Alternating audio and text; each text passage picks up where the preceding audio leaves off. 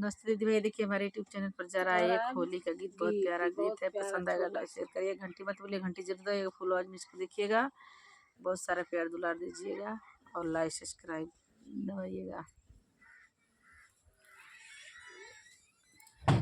पिया के करा से खेली हम फगुआ, देवर घर नहीं खाला खुआ।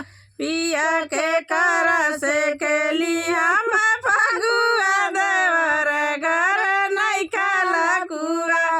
इत कैले बाट गलती अगुआ, देवर घर नहीं खाला खुआ। इत कैले गलती अगुआ, देवर घर नहीं खाला खुआ। पिया खोजता अंग हमरा रंग के करा से खेली फगुआ।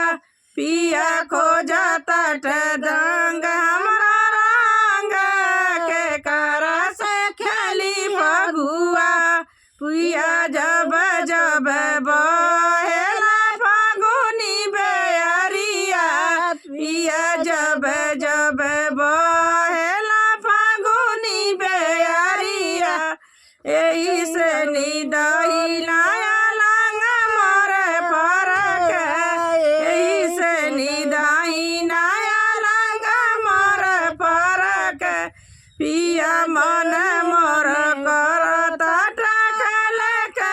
फगुआ नहीं खाला खुआ।